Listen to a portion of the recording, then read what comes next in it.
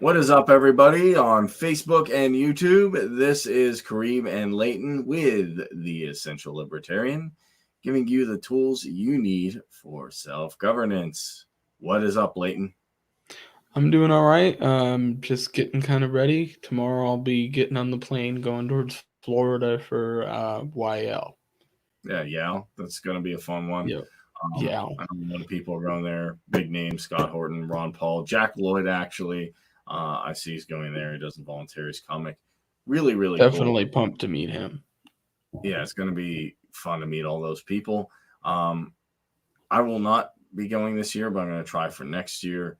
I saved up some money so I could, travel around to, visit my friends in Virginia, visit Yale, probably Anarchapulco.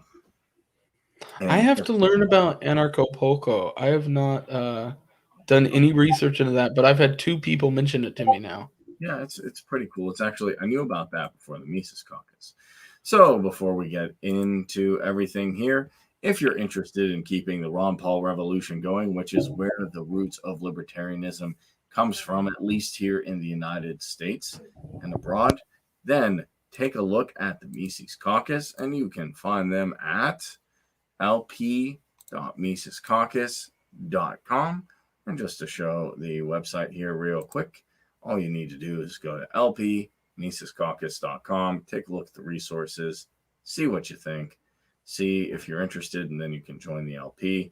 Let's keep the Ron Paul revolution going, and let's work to a freer, more decentralized world. And that's why we're doing events like Yale. That's why we're doing events like this podcast to give you information.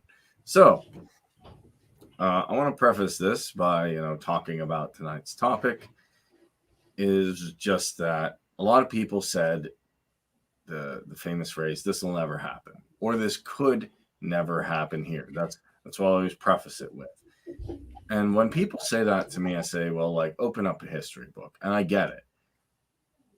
Things have been pretty good for a while, and a lot of people, relax on that, and they say, hey, you know what? I'm not too worried because based on everything, we have the Bill of Rights, we have this. Yes, we have the Second Amendment, thank God. But I do think it's naive because people are people to say that authoritarians are never going to exercise their power in malevolent ways.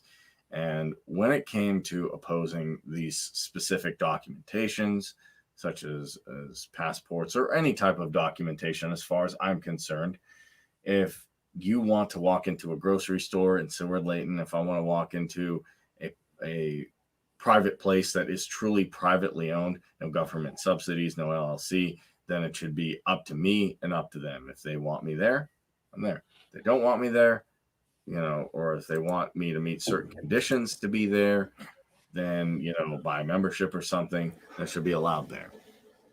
Sadly, it's not the world we live in.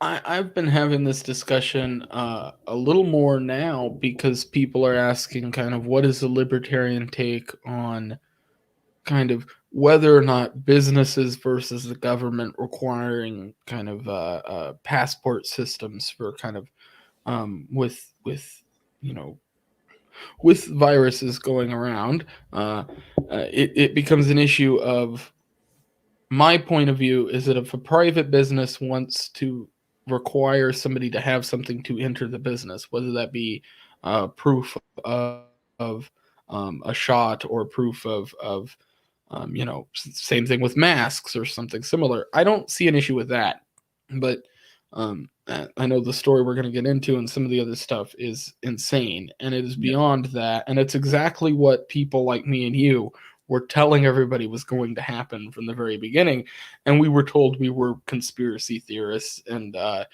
spreading extremist content. So I think it's kind of ironic in that sense, in the worst possible way.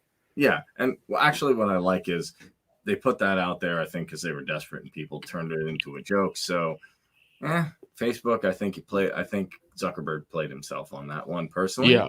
Um, because, hey, if you're an open platform, if you're a public square, then people should be allowed to express their opinions. That being said, one thing I want to break down, a lot of people say private business, and you hear private business all the time.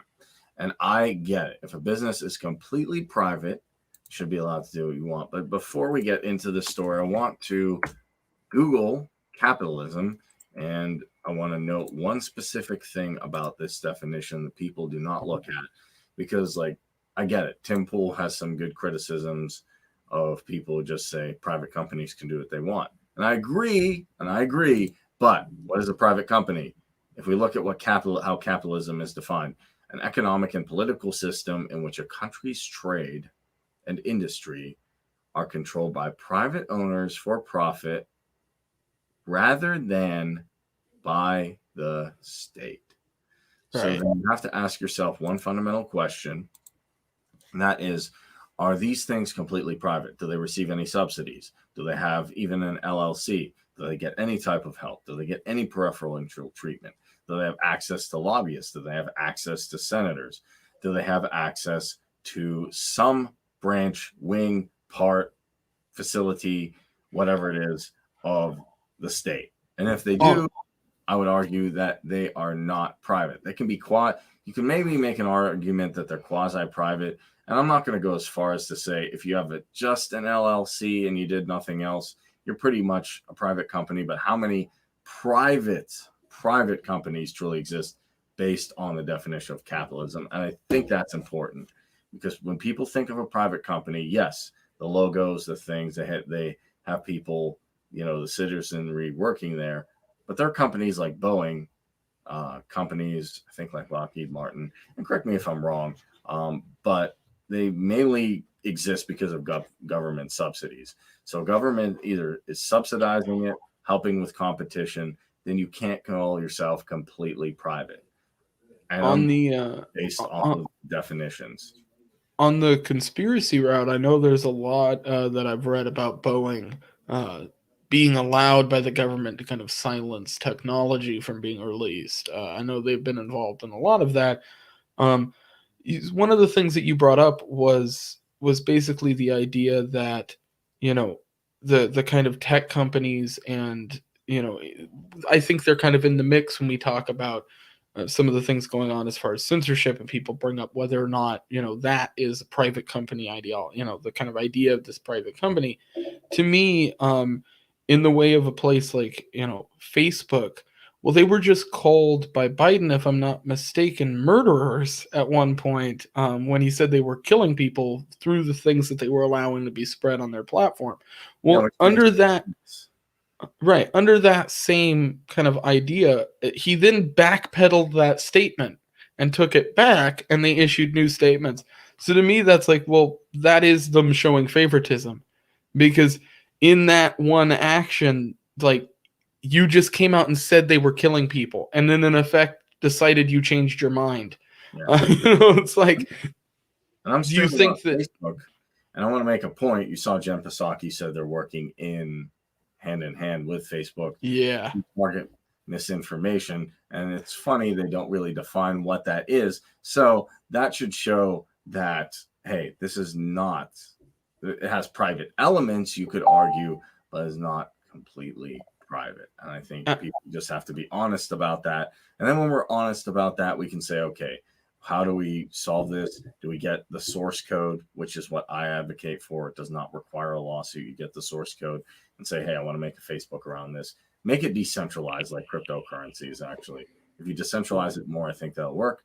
There's also things you could do like repealing Section 230, and don't give them subsidies. I think they would still survive and thrive, all these platforms, if they didn't get help. Yeah, things would change, but I just want to to make that me, point.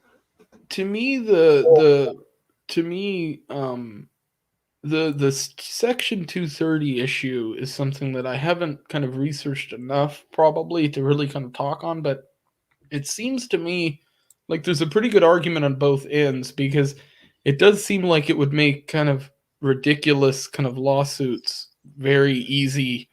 And that's something that I kind of see as maybe being more of an issue, because as much as I would like to see some of these companies get straddled with issues because they have taken government funding and things like that, I don't think they should be crushed under the weight of lawsuits. And I think that's something that could definitely happen. And I don't necessarily know that even I think that's right. I definitely think that 230 is something that Well, I need to research more to kind of yeah, understand. But yeah, and I'm not a legal. The hard part is I'm not a legal expert. That's why I like watching Tim Pool. I get my news from Luke, but I like watching the legal experts on Tim Pool. So I'm not going to talk about anything that I'm not really, really sure of in that sense. But what I will say is this: when you have a monopoly on anything, people are going to abuse it because that's human nature and that is human purposeful. That is human purposiveness. If I have the option to exercise control through a monopoly. Even I myself, being part of the Mises Caucus of Volunteerists, I know I do probably some shady things.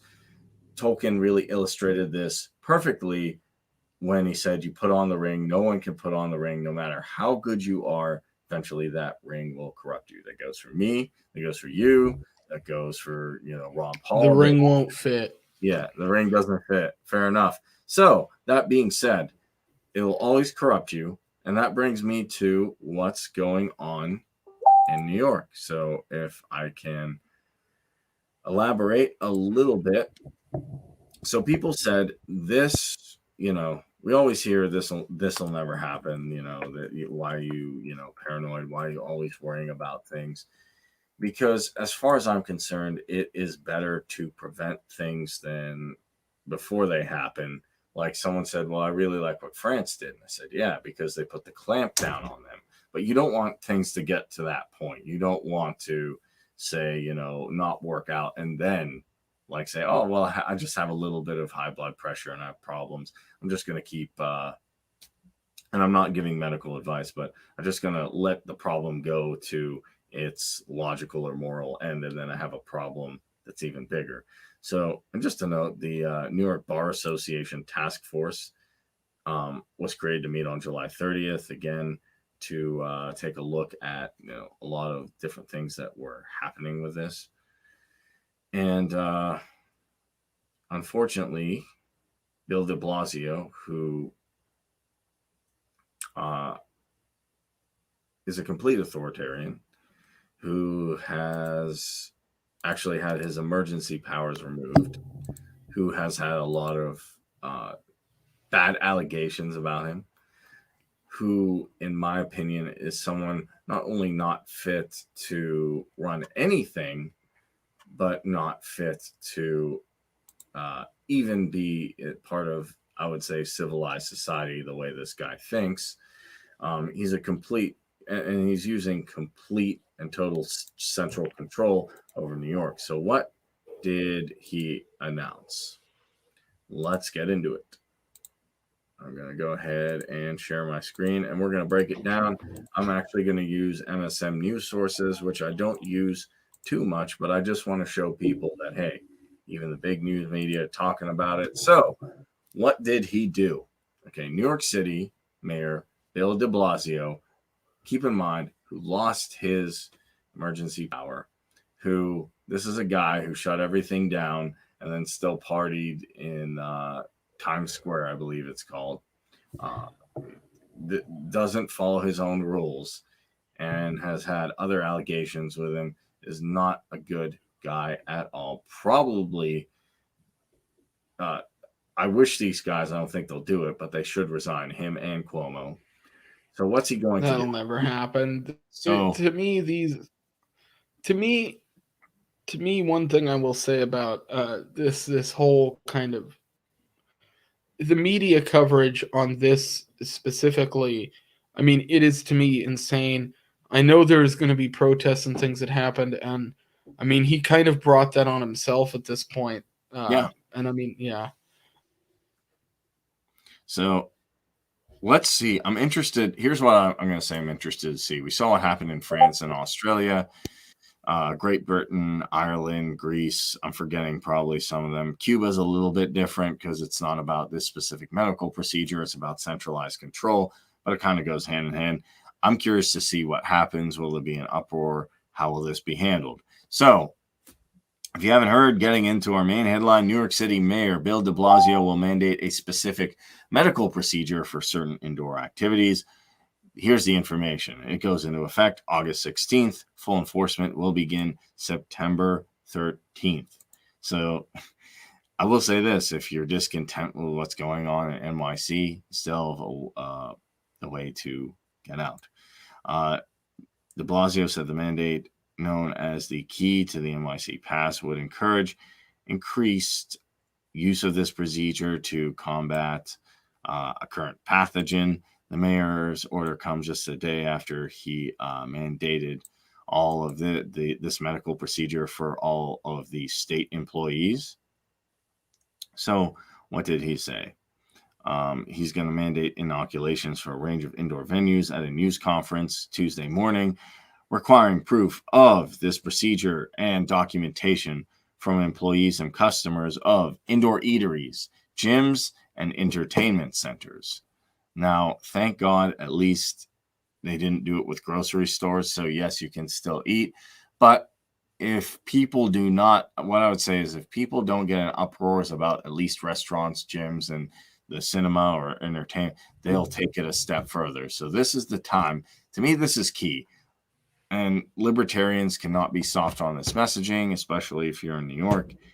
We need to get out there. We need to make this known that this is not acceptable, that this is an infringement on our rights, our freedom of movement, and no human has the right to do this. It should be your choice based on voluntary interaction, whether or not you enter a business or not.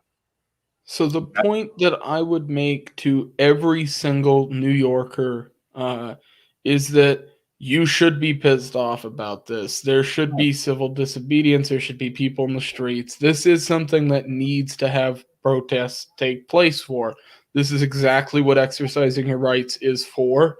This to me is completely totalitarian. This is going after the general population. The truth is that to me, this is the first of many to come big stretches in power that we're going to see Democrat states take.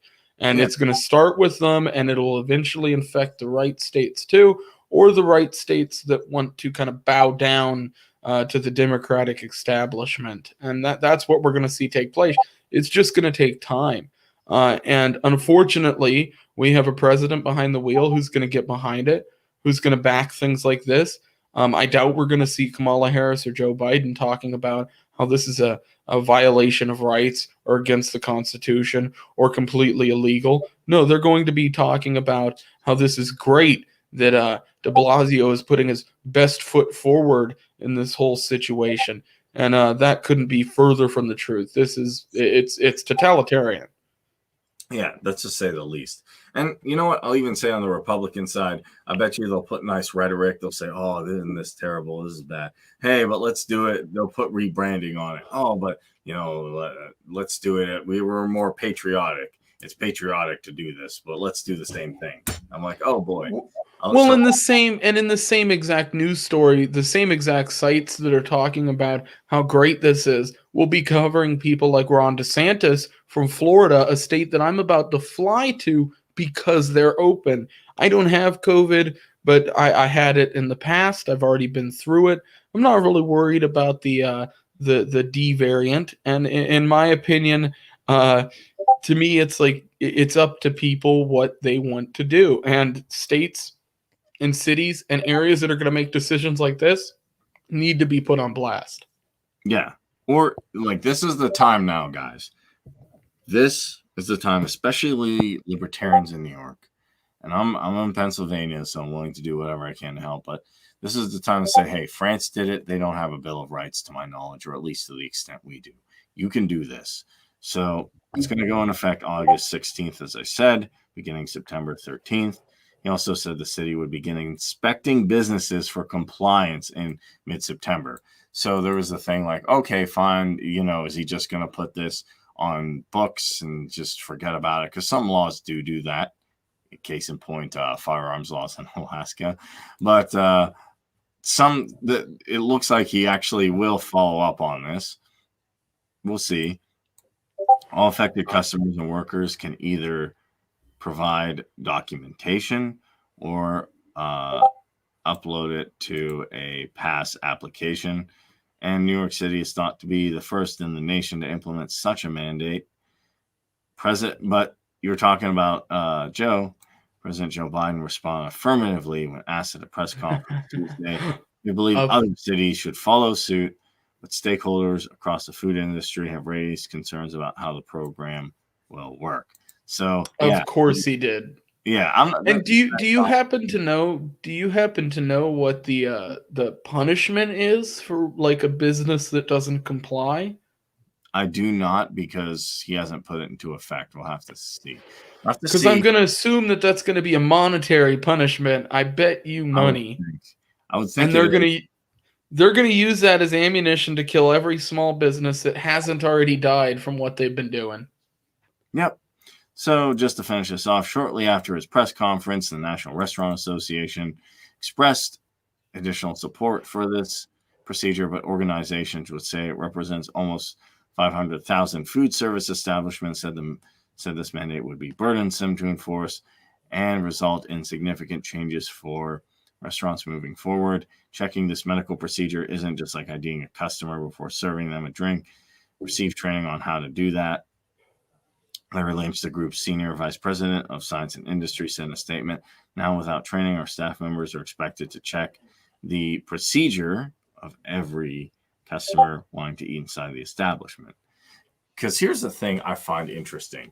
I remember talking to a Republican and they said, well, Kareem, okay, fine. You can have all your cryptocurrencies and stuff like that. You can do all of your monetary things, but we still want some centralized control to monitor that. I said, yeah, it sounds good in theory to you or to them. Like to these guys, it sounds good in theory, but the devil's in the details and the execution. And In the to definition of monetary control, somebody has had got to control something, and yeah, that in but itself is they're is not. doomed to fail. I There's don't too think many. anybody is smart enough to control the market. I think the No, market they're not. Just like they can't shut down the internet. There's 200 million crypto users. They're sending transactions all the time. I can move wallet to wallet to wallet. There's no way you could monitor that. This is probably a little bit easier, but still, you're going to have every new hire that, like, they're going to check this. They're going to check. Like, it seems what he's trying to do is not going to work because people who, like, I think a lot of small businesses will say, yeah, we'll do it. Yeah, we'll okay, yeah, sounds good. The restaurants will be like, yeah, and then when the inspector comes in, maybe they'll do it, but then maybe off scene they're like, hey, okay, fine, we don't just whatever, just go in there.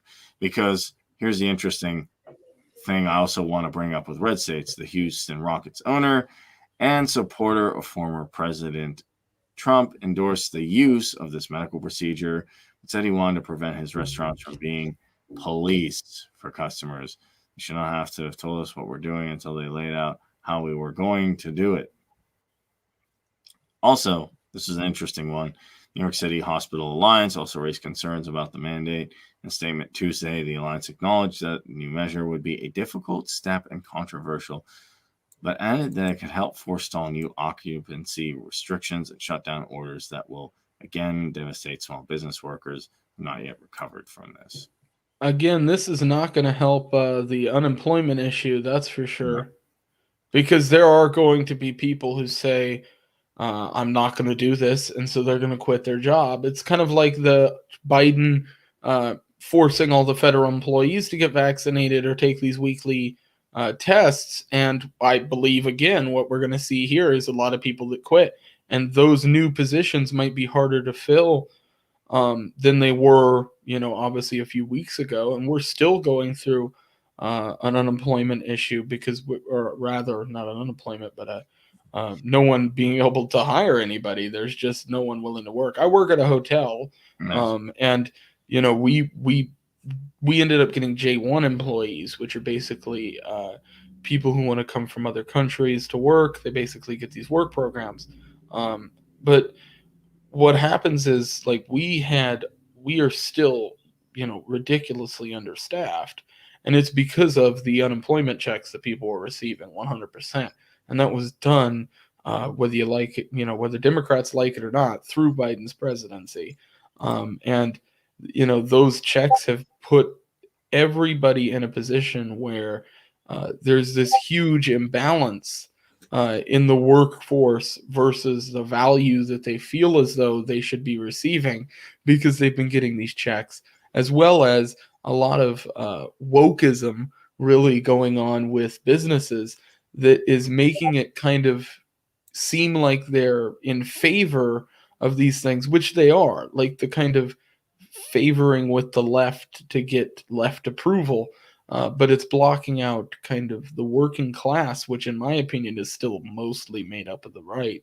And those are the people who are getting screwed over because they're not going to want to get vaccinated, and they're going to end up quitting their job and then be unemployed. And now they're ending those benefits for unemployment. So those people aren't going to have those same benefits that the people who were on the other side got just 3-4 months ago. Okay. I completely agree with everything you're saying. Just to knock this off, he also mandated it for all the city's new hires, the specific medical procedure, and they also start offering $100 for anyone receiving this medical procedure from a site. According to Blasio, 11,000 people have earned $100 promotion. I there's some great irony there though, because that actually means that unvaccinated Americans are using their tax dollars, so they are paying for people to get vaccinated. Mm-hmm. In two senses. Not only are they paying in the sense that they're going to purchase the vaccine with taxpayer dollars, but on top of that, they're going to pay people to get vaccinated with that tax money. That just seems like, completely backwards. Yeah, it is. So, and he said the only reason we're having this recovery is due to this procedure. So it's time, and we're going to send that message clearly. It's interesting to see how authoritarians are so desperate to do this. And think about it like this. I made this point today. I'm also going to take another look at one more thing before we stop, not specifically concerning Deblasio, but just to debunk what he's saying. But there's a few things. Let's break it down. The CDC has changed their guidelines quite often. They flip-flop more than cryptocurrency prices. We don't know, as far as I'm concerned, we don't know what is really going on with all of this, because it's so complex and crazy and complicated. And it's weird to me that anyone, like if I'm feeling sick right now, like you said you had a tooth problem the other day. When I popped a filling out, and it's right before I fly out, so I'm gonna have to get it fixed when I get back. That's rough. See, I Yeah, actually had my wisdom teeth killing me so bad one day that I called the dentist at 12:30 at night. I'm like, hey, look, I'm sorry, I have an emergency. I will be down there first thing in the morning. Like I had my alarm set. It was even more than I was going to work. I'm like, I'm getting there. Like nothing will stop me. Not only did they not have to pay me, I would have jumped through hoops. I was like, I'll sign everything. I'll do everything I want. LASIK's another thing. Sometimes my contacts bug me. You get a little bit. I didn't even realize you had contacts. See, I do. I do not look right without glasses, so I have just always worn glasses, and I have kind of an issue putting things in my eyes. So I've just always stuck with the normal. I did for a while. Then I had to But I need to get these replaced. These are 6 years old, so I'm like going blind all over again because I need to get my prescription redone. Well, read Murray Rothbard before that happens. Oh no, I can see close up great. It's just everything from like a foot further, and I'm blind as a bat. Makes sense. So yeah, I looked at LASIK, and to get that, not only is there no incentives, the insurance say we don't want you to get it, and on top of that, you have to jump through hoops. You have to do a bunch of tests. You have to do time without your contacts in. Then they reevaluate you. Then they say, hey, okay, based on this, here's here's how much it costs. You can pay it off, and then here's how much it's, your recovery time is, all that stuff. And then they even break it down further and say, okay, here's what we can guarantee based on your condition, what the success rate will be. So that you have to jump through hoops to get there. This for a specific procedure they're trying to incentivize, which should make you question, if someone's trying to incentivize you to do something that you would normally do without incentivizing, or even the opposite, that you would have to jump through hoops for, why are they doing it? And you should ask And yourself I these questions. and I would point out the fact that they're willing to pay you $100, but they're not willing to assume risk if something does happen to you after getting the shot. So that's So point. keep that in mind. Even though they're willing to pay you cash money right on the spot, is $100 worth it if you do have a reaction? And I would say to do your own research in that department and look into some of the studies that have been done on how many people have reactions, because to me, as a young person who isn't really as much at risk, although I am overweight, to me, one of the big things that caused me not to, go through with anything like that was the fact that I had already had at least the initial strain, which is apparently, from what I'm looking at studies, the most, dangerous and deadly strain of COVID.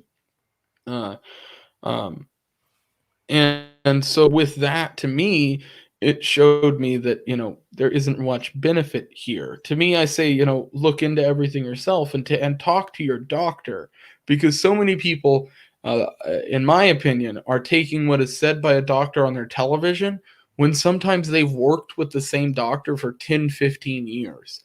I know people who would take Fauci's advice over a family doctor that they've seen for 10 years. To me, that is crazy, because that is somebody who's intimately kind of in tune to your medical needs.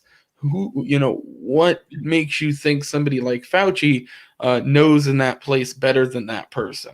Yeah. And I've seen a lot of family doctors in particular kind of coming out against some of this stuff and saying, hey, like, this isn't right. In my community of Seward, there's one doctor in particular who's doing that, who's kind of known in the community as somebody who's kind of telling people what's what and actually getting real facts out there and saying, here are your risks. And this is kind of my opinion on the situation. I think that you should probably talk to a doctor that's more familiar with the situation than somebody on the television.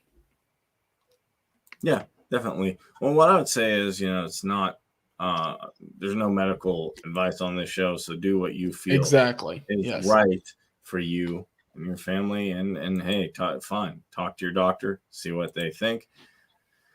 But one thing I want to highlight is um, just what the stuff he said on Twitter. If we take a look at Twitter, I get Twitter is not a news source. I have not seen these, but somebody had just sent me while we're doing the podcast these tweets, so I am actually interested to read. Yeah, so I want to let's see these actually go. myself. If you want to participate in society fully, you've got to get this procedure. It's time. You'll need proof of this procedure for indoor dining, indoor gyms, and indoor concerts and performances in New York City.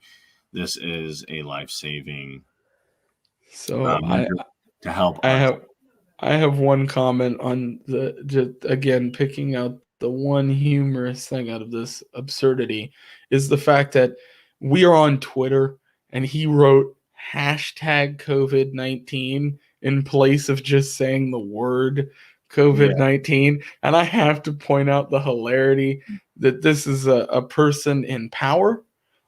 This is a person who makes decisions for the so-called benefit of the people that he oversees in his government. so This called. is clownish, clownish.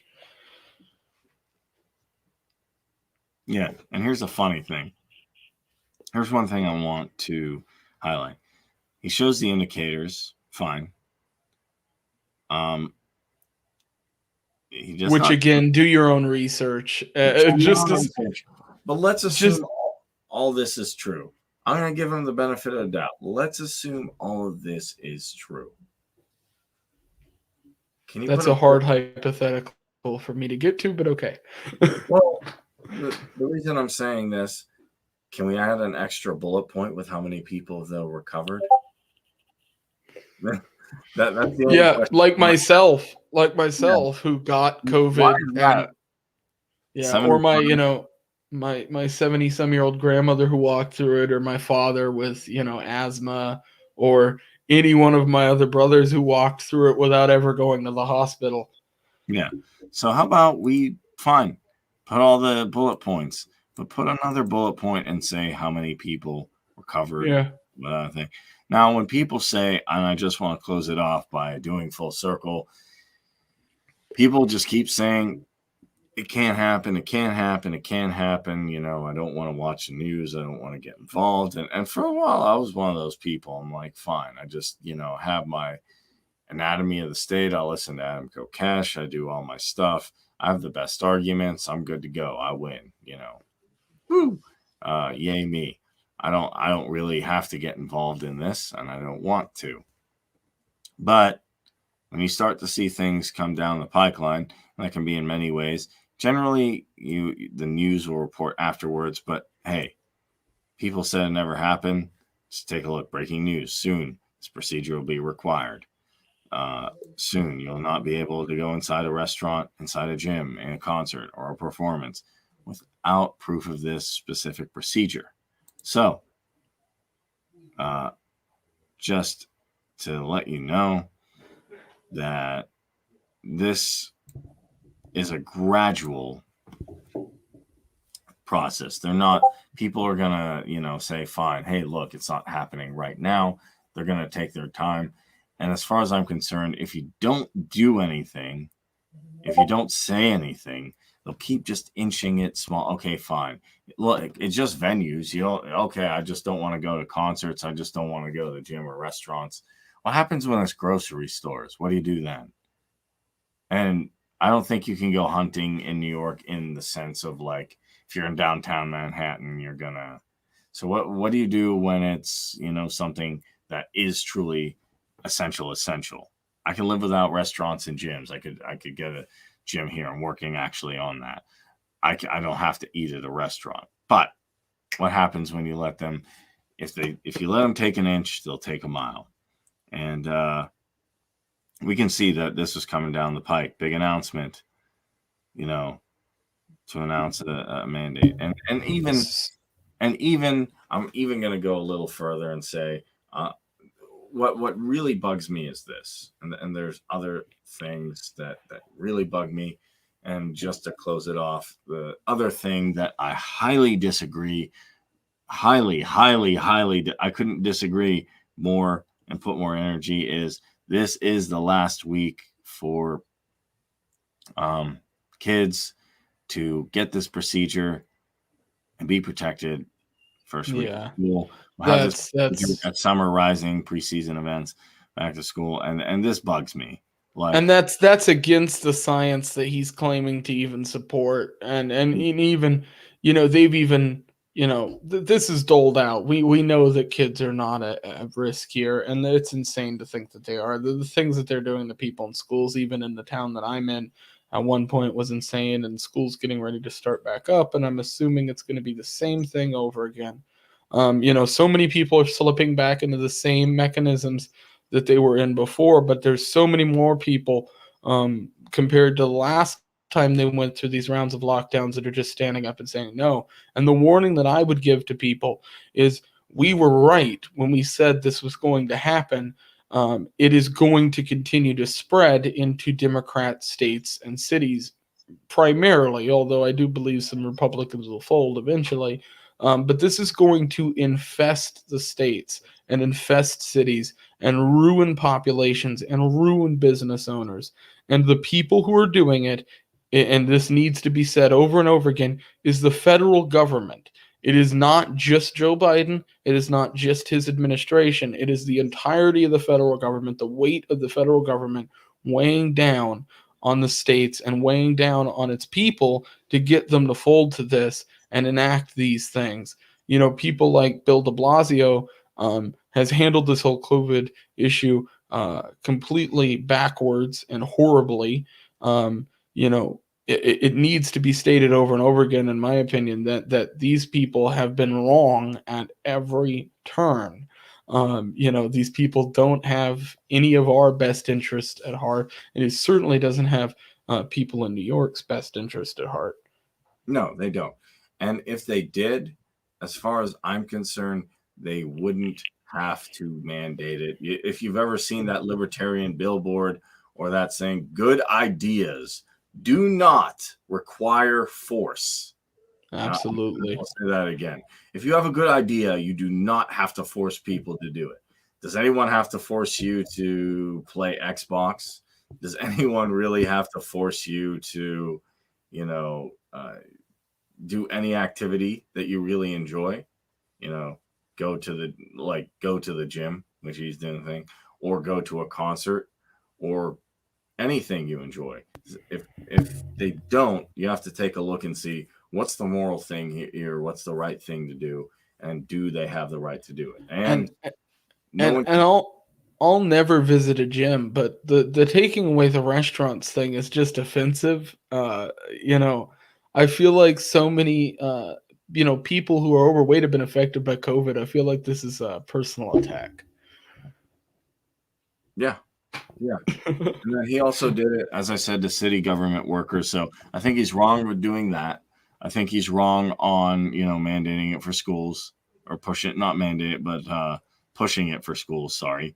And I think he is incorrect for this new mandate.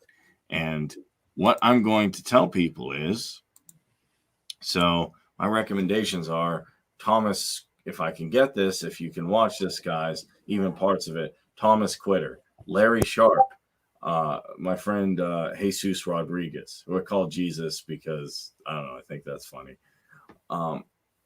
and other libertarians in New York. You guys are out there. This is the time. We can't mess this messaging up. One thing that really got me was the LP didn't have as a super, their messaging was okay, but they didn't have a super strong, Their like, hey, messaging on lockdowns was trash. I will take the brunt into that. I'll call it for what it is. It was garbage. yeah, I didn't like it. Some of it was okay. Some of it was okay depending on what state and thing, but we could have hammered it home. But fine, the past is a past. I Well, I'm not referring to individual states, although there were certain states that we both know were horrible. I'm referring to just the LP entirely. Like the national, just the messaging was not good on lockdowns across the board. To me, it was like it from an outside perspective, I was wanting to see some kind of like really kind of bringing people together on this is like the issue to be dealing with, which it still is the issue to be dealing with as we go into the second round of lockdowns that they want to impose.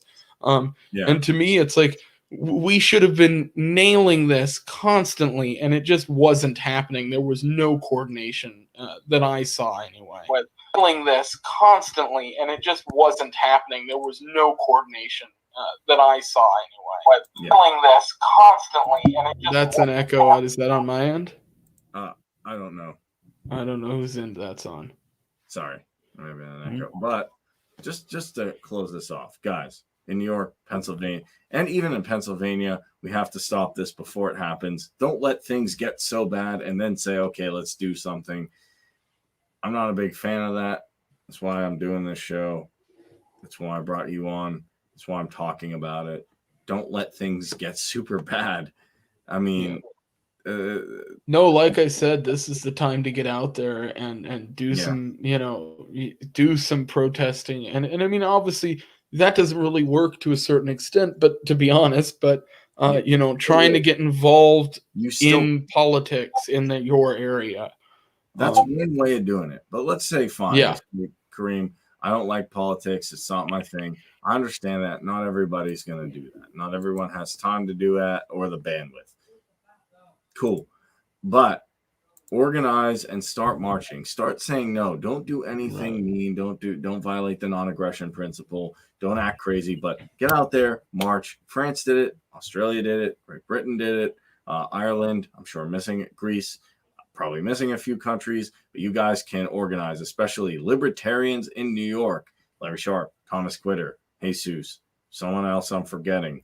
You guys can rise up, be leaders now. If you nail the messaging on this, if you really nail the messaging that this is wrong, that this violates natural rights, that this violates any type of decency, that the government should not be able to do anything that you yourself can't do, because the agent cannot be more powerful than the principal. If I don't have the right to do something, I cannot give that right to someone else to do it just because they call themselves a representative. That being said, come to that realization, get out there, tell them no. If you stop it now, then as far as I'm concerned, we have a chance to not only go back to somewhat normal, but we have a chance to really build a libertarian message in New York and in other places. But we as libertarians, this is the fight now. We got to get ready. We got to get willing, and we got to be able to march out there. We got to be able to say no, put out content like this, if at all possible. If you can't get out there, just let people know that this is wrong. Deblasio does not have a right to do what he's doing, much like many other government officials do not have a right to do what they mostly do. For the vast majority of their presidencies since I've been alive, Ron Reagan up until now, that most of them are doing things that they do not have a right to do, because you as an individual would say, hey, I don't have a right to coerce my fellow man. So there shouldn't be any leniency to give that to a central institution just because they said, hey, we are there to help you to do it for the greater good, to whatever reason they made up. And And that's what I want to make.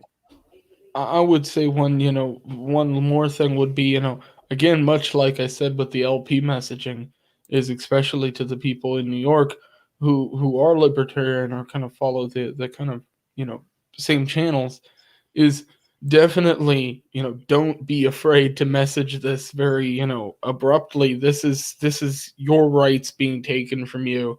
You are not being allowed to operate your businesses. You're not being allowed to live your lives, and you're being told you have to have a forced medical procedure to be able to do those things. That is the ultimate libertarian cause, as far as I'm concerned, and public enemy number one right now that we need to be talking about and putting an end to as soon as possible if we want to continue to have any semblance of a decent society. Yeah. And I'll close on, you hit the nail on the head. I'll close it with one thing to the voluntarists or anarchists out there, which I am one, which Leighton is also an ANCAP, I do believe, when I asked you. So, Absolutely. in the face of even going further than the Constitution, I think what people need to realize is this, that theoretically, central institutions in some theoretically central institutions could approve upon decentralized or anarchic arrangements.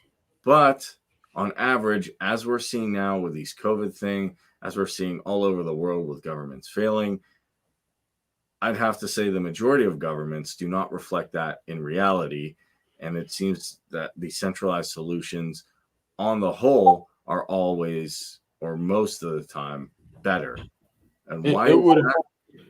it would appear that that was the case as far as I'm concerned. Yeah, the free market could handle this a lot better than Bill de Blasio in this case. So, Absolutely. but I want to make this clear.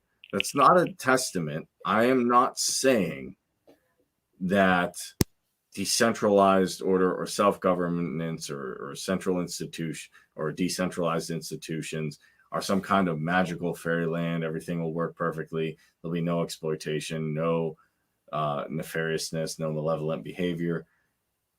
All I'm saying is, yeah, the world is pretty rough, pretty nasty out there. And, even as you said, that Yale conference you're going to, you expect some confrontation. So it's pretty rough out there.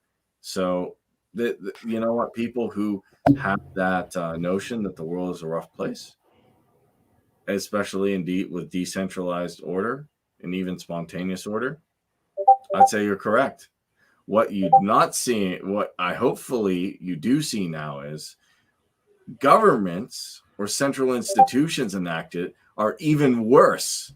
So if you actually look at it from that standpoint, which one is less harmful? I think 9 times out of 10, you will see that it is decentralized solutions. I think we're still far away from that, but it is possible. I think I asked Larry Sharp one day, do you think a voluntary society is possible? And I said, yeah, it'll take time so we can, see that people will actually work with each other and you don't have to force them to do things that they don't, want to do voluntarily. That being said, It would be much easier to achieve if we were in a more libertarian society to begin with, to kind of get, the problem is that we're so far into what we have now that it's going to take time for people to adjust and realize that, oh, this is a system that can work, especially with a society that's been so indoctrinated over, history. yeah. So now's the time, guys. Now's the time to do something to get your voice heard, to at least share this video with your family, your friends, if possible, march out there. Stop complying. Stop worrying also about just reelecting somebody else, because as far as I'm concerned, mass non-compliance can end a lot of these problems. And then Politicians can't really save you at the end of the day. politicians aren't going to save you. No one's going to save you. Mass non-compliance, your family members, your friends getting together and saying no. Quite literally take to the streets. Take to the streets. You'll have 10 times more the effect. We're always talking about libertarians needing to get in front of media and get on news in a good way. To me, that is a good cause, and there's a lot of people across the United States that need to see that there's people that are doing those things, that are standing out against this stuff, because these lockdowns don't go away if nobody makes noise about them. Yep. So, guys, make noise, get out there, libertarians. We can knock this out of the park with messaging, and then, wow, who knows where we'll be a few months from now, a year from now as well. We can actually change the landscape, and we can change how human interactions are formed. So, guys, thank you so much for tuning in. As Murray Rothbard said, I define an anarchist society where there is no legal mechanism to use force against anyone else. Let's make that a possibility or a reality, and we can start it here. Keep well, guys. To all my New York libertarians out there, thank you so much for watching. I want to thank my awesome co-host, Leighton Radner. Everyone, this is The Essential Libertarian. I am Kareem Mays, giving you the tools you need to achieve self-governance. Thanks for watching on Facebook and YouTube. Take it easy, everyone. Thank you.